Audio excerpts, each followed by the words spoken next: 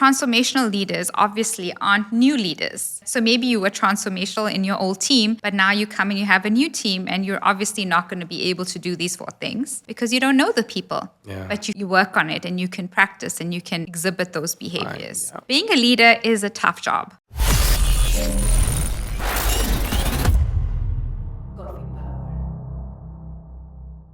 Tener un buen employee engagement ayuda a que la compañía tenga más profit, hace que la gente se sienta más comprometida con su trabajo, reduce la cantidad de personas que se te van de las compañías. Y el rol del líder es fundamental en lograr este compromiso de los empleados. Por eso es que en este episodio vamos a hablar con Roma Bisnath. Ella es HR Business Partner para Digital en Scotiabank, Canadá.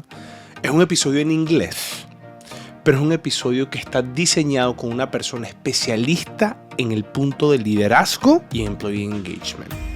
Así que los invito a que se queden y disfruten de este episodio de Coffee Power.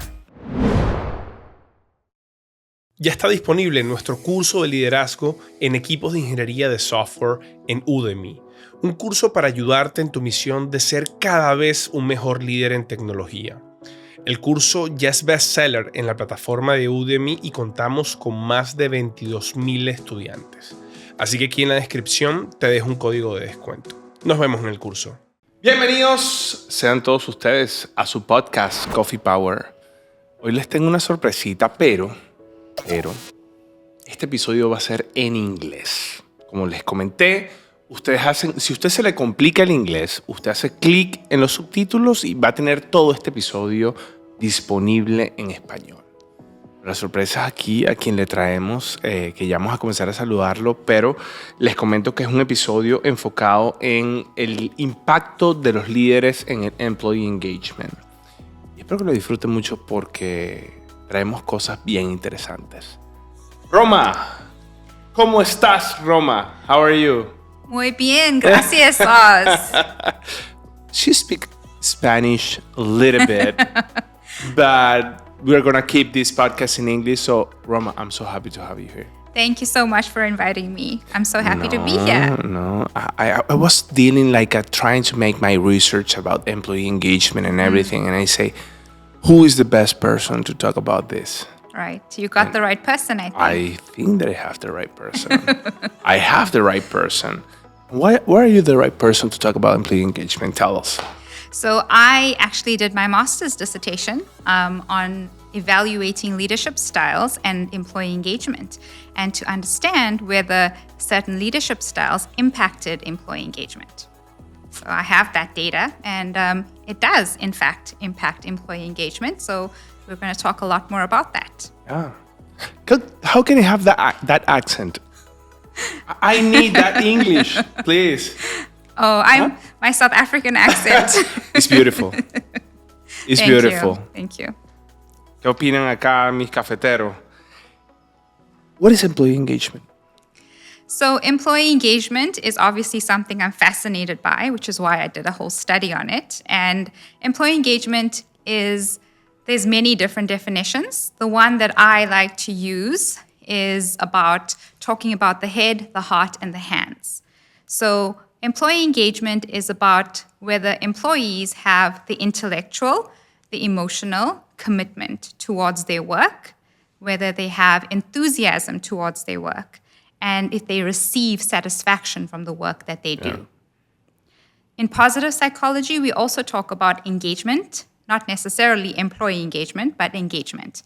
And in positive psychology, engagement is all about being in flow and being in the moment. So when you're doing a task that you're fully absorbed in, so you can see how the two definitions relate to each other. Yeah.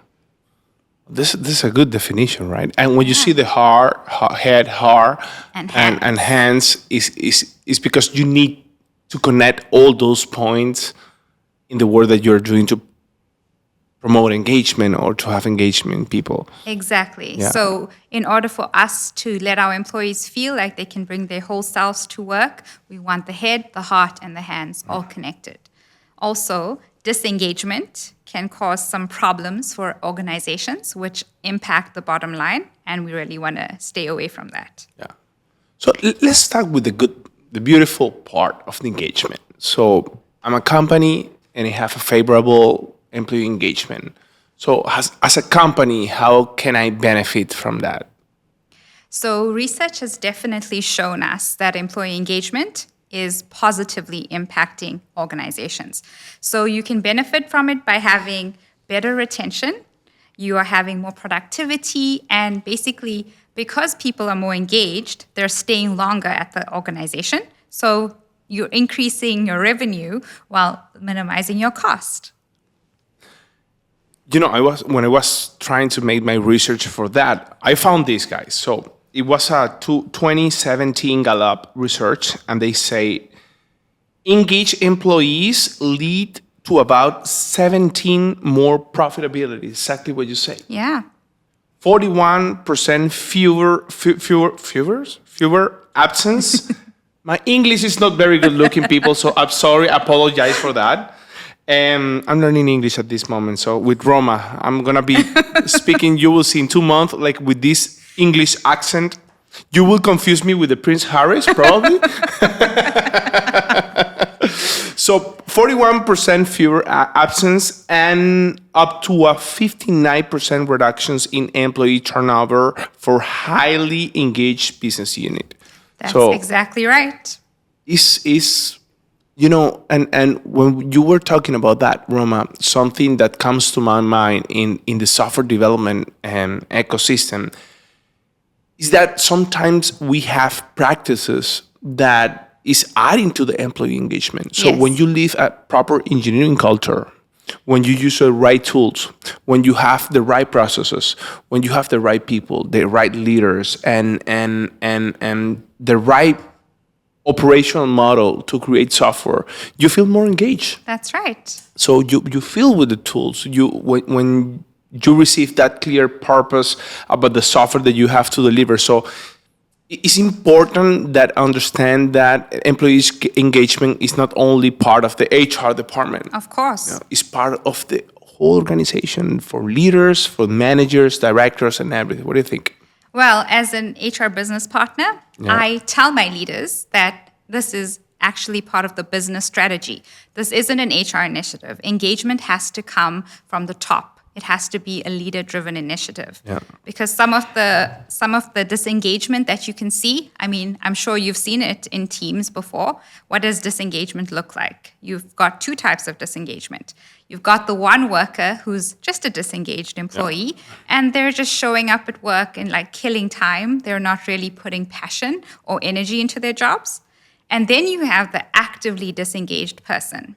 Now, this person is basically very unhappy, and then they're acting out on their unhappiness. Yes. They're creating issues within teams, they're undermining employees, and they're just creating a bad narrative about the organization. Bad influence. Yeah. It's what we call bad influence. And I mean, we've all seen those kinds of employees, and that's the last thing organizations want. Yeah, and they live like they play as a victim all the time Exactly. and influence negative on people. Exactly. Deflecting the problems and responsibilities. And that's one kind of behaviors that you don't want to have in your team, right? That's right. So, and then let's talk about leadership. What is the impact of leaders in the employee engagement? So, like I said at the start, I did my dissertation on how leadership affects employee engagement. And the research showed that there was definitely a critical link between the two. And the research actually showed the more leadership behaviors were positive, it was impacting on engagement. So certain types of leadership behaviors would produce good engagement, and certain types of leadership behaviors would not produce good engagement. So that's actually such a huge point of concern for organizations, because they're able to build their leadership in a way to have more engaged teams. But it's not all organizations that do this, and it's really something that could benefit them in the future. Yeah. What important to have a good leader backing you up, in all the process. I don't know if you have or you live this, but working with a leader that you don't follow or a leader that you don't trust, makes your life complicated. Very complicated. Right. And leaders now have the opportunity to create employee engagement. And we all know that right now leaders are in a tough market in order for hiring and retaining talent, especially in the tech space, where we're struggling to get the top talent. It's really a war for talent at the moment. Yeah. So leaders who are able to have the upper hand by creating employee engagement in creative ways and by making sure that they have their employees' trust, they're already at an advantage over leaders who are not able to do that.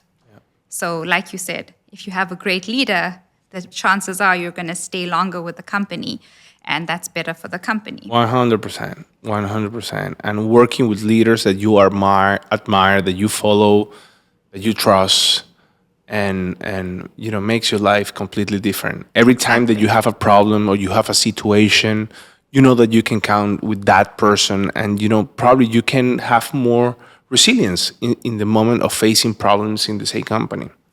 But I mean, in all companies, you have leaders, and then you have leaders of leaders, yes. and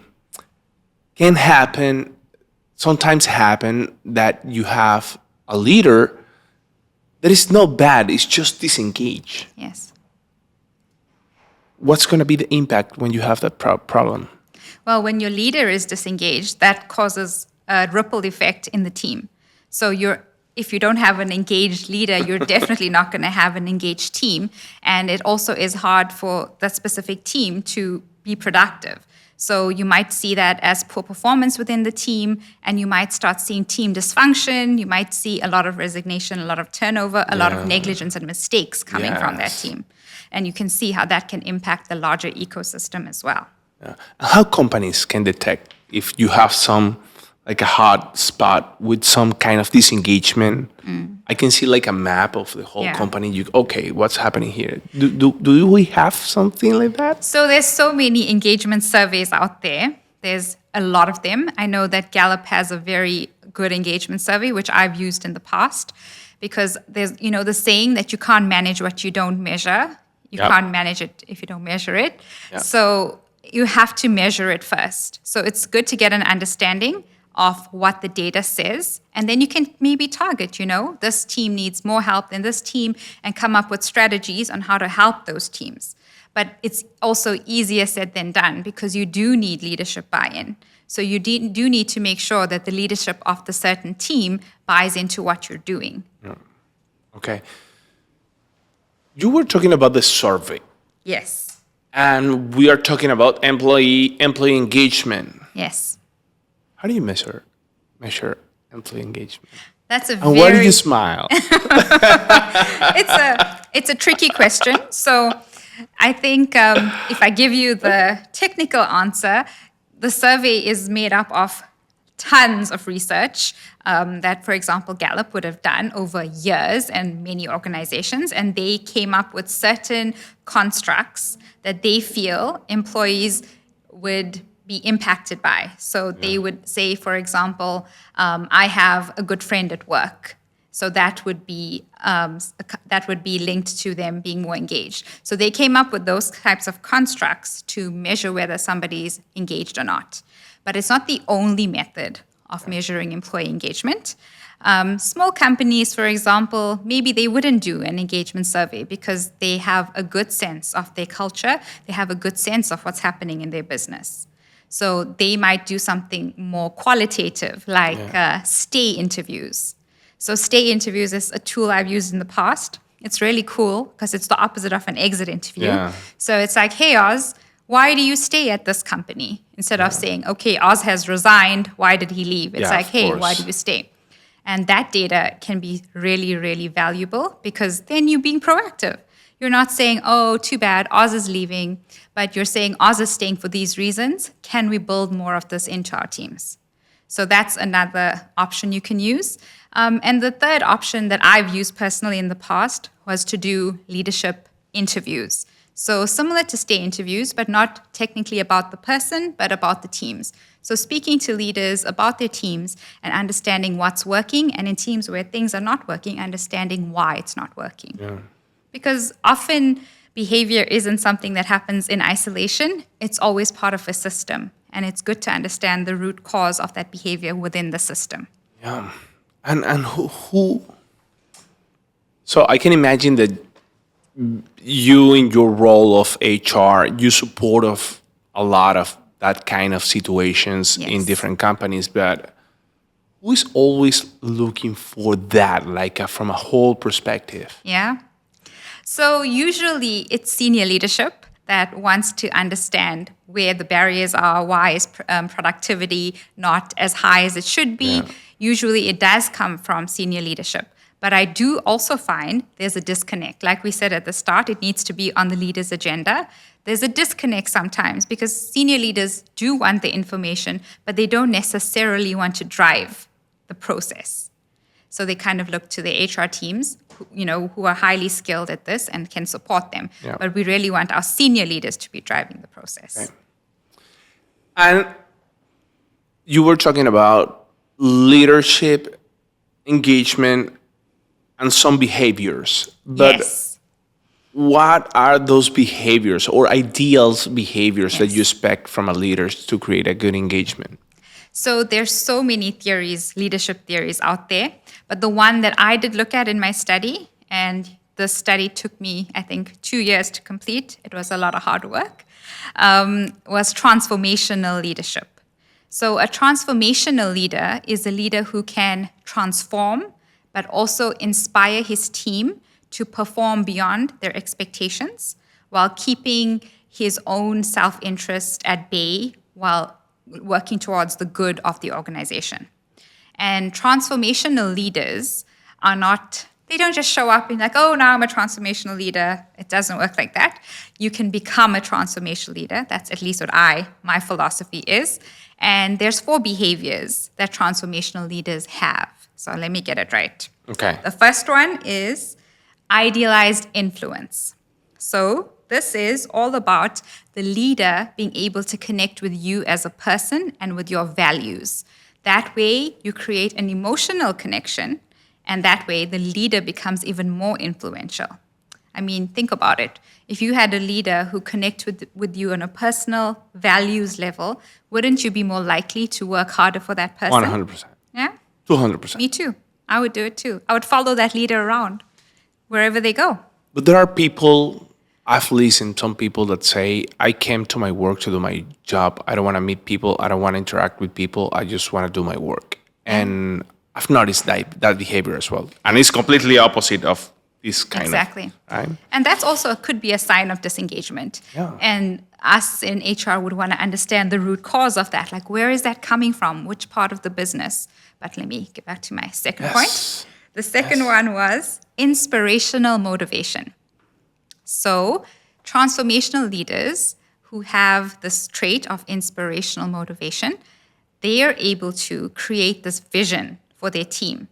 Purpose. They create like this into the future. They can see this vision and purpose for their team, and then they get their team to become excited about it. Okay. You've seen those leaders. Yeah. I can. The Steve Jobs kind of people of the world. Exactly. Not that he was a transformational leader. Maybe he just had that aspect. Yeah, exactly. Okay. But in those 4, so we're in number 2. We're in number 2, yes. You need to have all those 2. It's not having just one. You need to have all the 4. Sounds like a tough job. You got to have all 4. Okay, let's work hard, guys. We can try. We can try.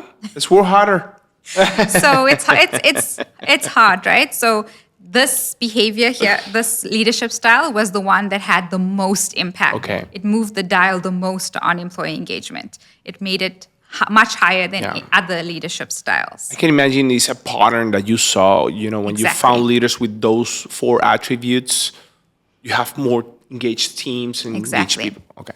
I made those leaders take a survey because that's how you find out like if they're transformational leaders. Nice. So I made them take a survey, and then I also evaluated their team's engagement levels. So we were able to correlate it. So transformational leadership correlated highly to employee engagement. Oh my goodness. In the research that I did. There's tons of research out there, not just my research. I mean, I like this one. What do you think, guys? Okay. Number 3. Number 3 is intellectual stimulation. Okay. So that sounds straightforward, but intellectual stimulation is being able to stimulate the intelligence of your employees. So let's face it, employees have different levels of intelligence, right? Not everybody is the same. So being able to stimulate them at the right level is the key criteria for a transformational leader, giving them just the right amount of work or just the right level of work so they're in their sweet spot. But how can you stimulate intelligence, like the intelligence of people? Like, So they already have the intelligence. Okay. So you're just trying to gauge and see, okay, Oh my could I God. give you this level of work? How are you going to do it? And it's kind of a trial and error thing too. Yeah. So you give them the work. They're not going to do it well. You're like, okay, we're going to try something else. You give them something better, something not as difficult. I think, experience play a really good part. When you work with different kind of people, you can kind of Oh, yeah. understand what works for you and what should I do to stimulate that part of you, and having time with those people, knowing the first point, knowing them, interact with them in different aspects, not just talking about job, but work all the time, give you tools to trying to unlock that potential as well. That's a good point. So transformational leaders obviously aren't new leaders. So they're not a leader. So maybe you were transformational in your old team, but now you come and you have a new team and you're obviously not going to be able to do these 4 things because you don't know the people. Yeah. But you work on it and you can practice and you can, exhibit those behaviors. Yeah. So it's being a leader is a tough job. It is.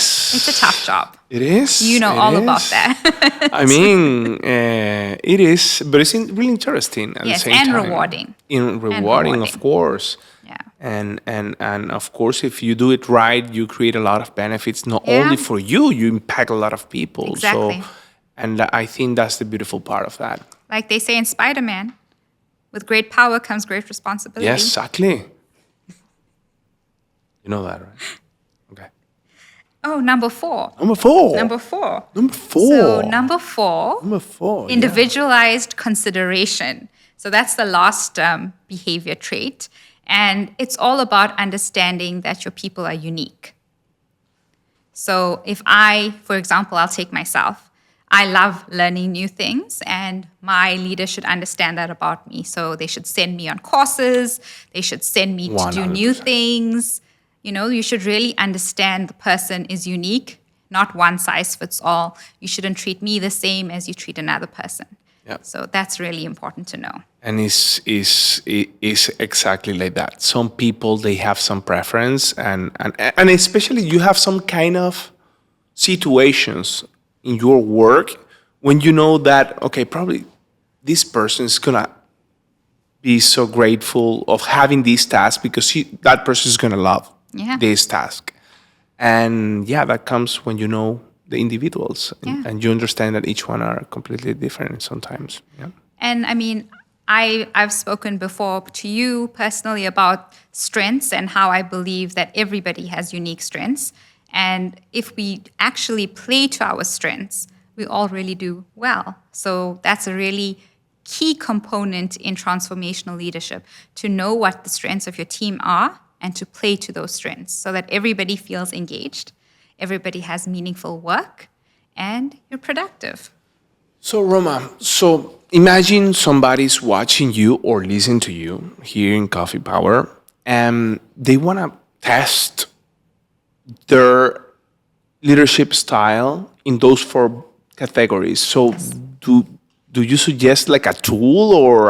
There is a tool. Oh, There is a nice. tool that you can take. I think that it's free online. It's called the Multi-Factor Leadership Questionnaire. Here. So, Here. and we can do that. So yes, you can take a survey and a tool, and you can use nice. that. So you'll be able to test. But I also feel I very much believe in the last number 4, the individualized consideration, and you don't have to be a transformational leader. No. There's other leadership styles that if you feel is more suited to who you are, fine. This one is great, and it does improve engagement, and it's great for organizations, but it isn't the only style that is effective. So if you feel you want to be a servant leader or an authentic leader or a charismatic leader, you can also look at those. You need to understand where you fit in. Okay. You see, I Good told you there feedback. was a lot of leadership theories out there. Is a lot of a lot of those. So, in a leader, can a leader be born, or you have to work to become a leader? What do you think? I think it's like when somebody told me, "Hey, can you sing?" Right. So I have, for example, a cousin that he's a professional singer, Wow. but he was born with a horrible voice.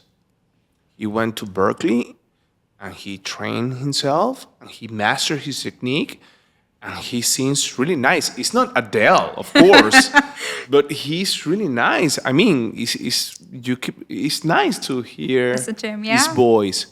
So I think some people not born with some talents, for example, influential leadership, like, being charismatic or extrovert, Yeah. or good in public speaking, or being a really good motivator.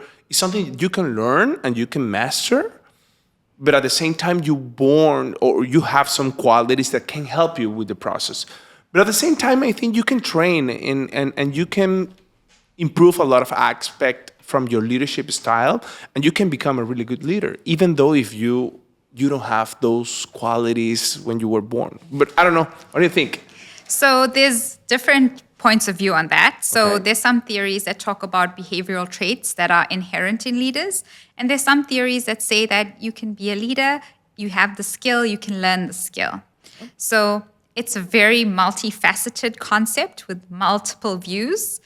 I believe that you can learn about leadership. I believe leadership is a skill and a powerful skill that you can learn over time and with coaching. So experience, coaching, and time, and you could learn to be a good leader. I really believe that. And when I work with leaders, I use a coaching model called PPL. So it stands for Personal Professional Leadership.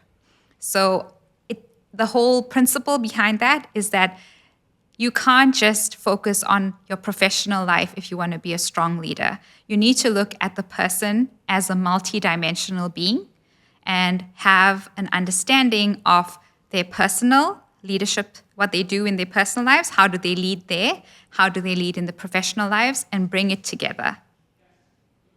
So understand what their values are, understand how can it translate into the professional world.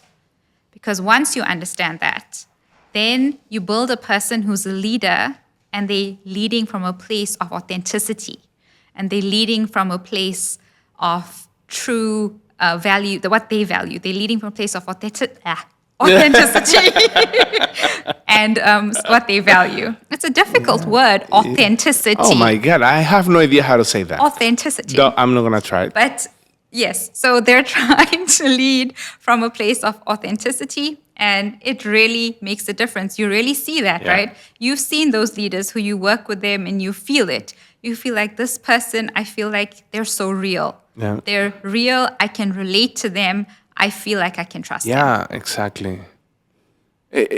That reminds me one of the podcasts one of the episodes, I don't remember the number of the episodes, but we were talking about soft skills. Tito Neira, one friend of mine, we were talking of soft skills, and Tito says something like us. The only one thing that you need to have to motivate people, the first thing that you need to, is just being a good human being. Right. If you are not a good human being, nobody is going to trust you. People is going to detect when you are being sneaky or some kind of bad behaviors. But if you are good human beings and you have good intentions, you're going to improve and you're going to show yourself in that way. And I fully agree with that. Yeah, people are smarter than we think. And when we're not showing people our true authentic They will selves, know. they can feel it. They will feel it, that. of course. And yeah. So I have another question for you about leadership. What companies can do to create good leaders? It's a tough question. So I think that organizations can do a lot of things to create good leaders. And they have to start by being intentional about what kind of leaders they want. Yeah. So, I mean, I've seen in companies in South Africa and here where you're good at your job, but you're a technical person. You're good at your job, you get a promotion to a manager. But you don't really know what you're doing. You're a technical person, and now you have to manage this whole team. So that's what happens, right? When you're good at your job, you don't necessarily have the right career path to follow, and you just get promoted into a people manager. I believe that if organizations are intentional about their leadership criteria and selection and assessment, then they will be able to build a leadership bench that they want. What do you think? You know, you were talking about that first part when you have, for example, in software engineering, it's very common. You have people with an individual path in their career, and they're really good on that. But sometimes they want to get a promotion, and because they don't find that place in their individual path, they decide to go to the contributor path. Mm-hmm.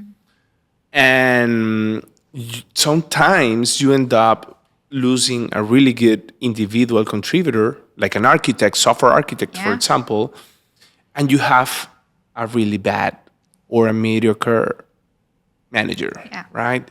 And it's not his fault. No. I think it's company's fault to not promote growth in the individual path. Exactly. The individual, path, fostering that career path, creating, you can be in the higher top of seniority if you want to build your career as an individual contributor, and it's very much necessary in technology. 100% agree. Organizations need more research, and they need more input into the individual contributor path. Yeah. We as in the HR folks have to partner with the business to make sure there's space for those people, and they don't just get pushed onto the people manager side when they have skills on the individual contributor path. I definitely agree with that. I can see a lot of architects like, hey man, I don't want to work on promotions, salary calibration, one-on-ones with people. I mean, it's not my thing. I just want to be coding. I want to be, working in technology, doing innovation, doing research about new technologies, new things. And it's okay. I mean, we as a company, we need to promote and foster that kind of, people. And we need those people I need those people in my tech operation. I need those people too. Yeah, but you have the opposite. Sometimes you have the people manager with a lot of people knowledge. Yes. And it's very disconnected to the technical part. That's right. And that's a problem as well. Because all the time you are dealing with developers. Mm-hmm. Genius developers. Then they're facing technical problems. How can you help them if you don't understand technology, right? So in that part you need to have a balance, right? Like being technical enough, but at the same time good and having that vocation for people. Yeah. No, it's tough, right? So it's kind of like a double-edged sword. You're too technical, but you don't have the people management skills, or you don't want to have it, or then you're too people manager, you're not sure about the technical skills. But the more senior you get in the organization, the more you kind of step away from the detail. So it's really important to have that leadership development and that succession planning in place, so you can lead your team and you know that the people under you are going to be able to carry out the jobs that they need to. So our leaders can be developed in terms of what the organization wants. And even with leadership development, organizations need to make sure that leadership development programs that they send the leaders on are geared towards the culture and values they want. Yep. That's very important. Yep. So Roma, one day I read a book. The book name is Drive. I don't know if you have heard. I think I've heard of it. Yeah. I don't remember the author, but that book says that if you want to have motivated people, I think motivated and engaged is different, but motivated people in your company, in your work, you need to provide three things. Right. Mastery, which is all the tools and knowledge and everything that you need to perform your work. Autonomy, I need to empower you, I need to give you the time and space you can perform your job. And purpose. Right. You need to set a clear purpose. Everybody needs to feel that purpose. In fact, I was having a conversation with one of my friends, and he was comparing like a basketball team with his company. Yeah. Because he loved like a Phil Jackson, and he empowered the teams and everything. He told, hey, man, the difference between sports and a company is, a basketball player, his purpose is really clear. Yeah. You need to score that ball. In sports, your purpose, you need to win the game. It's a competition. Yeah. So your purpose is clear. And sometimes in companies, your purpose is not clear. Yeah. So you are working, but you don't know why you are doing that or what's going to be the impact or the benefit. And probably there are some, but you don't know and you don't have that connection. So the thing that I tell you this is, for me, for example, purpose is a really good, it's important. Yeah. I need to feel connection with the purpose. If I don't feel that, I get disengaged. Yeah. And the second thing, in my case, and probably you can explain more, that makes me feel connection or engaged is that sense of belonging. Yes. It's like I'm part of this. Yes. I'm not an outsider. Because sometimes you will feel like people, they don't find their own way in their company and they feel like kind of strange. So they cannot perform. They don't have that. And for me, it's important in those two things, include the people that I have in my team. I work all the time to make them feel the purpose and feel that they are part of this. So, make sense? That makes sense. So I like this one expression that is related to diversity and inclusion, and that's talking to the piece on belonging, where it says diversity is being invited to the party and inclusion is being asked to dance. Oh my God. Editor, please, it's a clip. So that for me, I can feel that in here, right? Yeah. Like feel the goosebumps. Yeah, of course. So I can feel that because I'm from South Africa. I know a little bit about discrimination, and that's exactly what it is. It's fine to have diversity. You can have 5 people who are different, completely different. But do those 5 people feel like they actually belong there? Do you create an environment as a leader? Do you create that environment where they feel like at the party they can get up and dance and they feel safe enough to do it? You describe exactly. Yeah, that's the belonging piece. If that piece is missing, your employee is not going to stay around for a long time. They're going to be out of there.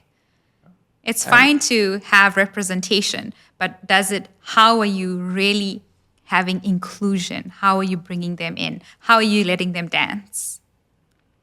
Yeah, I feel that. I feel that too, Roma. Yeah. Roma, you're amazing. Thank you so much. Thank you, Oz. Thank you for having me. No. Thank you so much for this amazing podcast. I think, you gave us a lot of tools. It's going to be a very famous podcast episode, I will tell you. Yeah. So guys, please say thank you to Roma here in the comments. So really appreciate all the knowledge. Wishing you the best. Love to have you here and I expect to have you here more. Thank you, Oz. Thank you for inviting me and I will see you soon. You told me that you learned something in Spanish by the end. I did. Let me try. Okay. Muchas gracias por la invitación. Wow. Muchas gracias a ti, Roma. Thank you so much, everyone that has been connected here. I'm going to say this in English and then I'm going to switch to Spanish, but Coffee Power is a podcast about technology and leadership as well. And in Spanish, so we make some episodes sometimes in English when we have amazing guests like Roma. So that's the reason why we are doing this episode. And cafeteros, muchísimas gracias por estar conectados. Espero que hayan disfrutado de este episodio como yo lo disfruté. Bueno, déjenmeles por favor muchos comentarios acá. Roma y muchas manitos hacia arriba y espero verlos el próximo lunes en un nuevo episodio de Coffee Power.